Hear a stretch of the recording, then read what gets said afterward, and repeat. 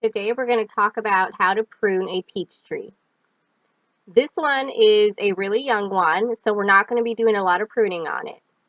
The three reasons that you want to prune are to control the height and the framework, to promote blooms, and also to cut back any dead or diseased limbs. This is a close-up of what the center of this tree looks like. It's already a really good cut. It's got good form going on, 3 to 4 strong branches. So I'm probably just going to make a few cuts for a preventative measure. For example, I don't want any crossing branches.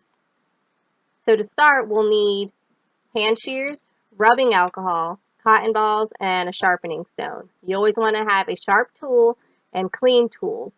So you don't want to cross-contaminate, and you want to clean your tools after each cut, or especially if you're going to be cutting another tree. So cut back any dying branches, crossing branches, or any branches that are significantly larger than the other, just to add symmetry and to have good balance. We want to create a nice open center. And you see I only made about 5 clips, very small ones, and that's fine.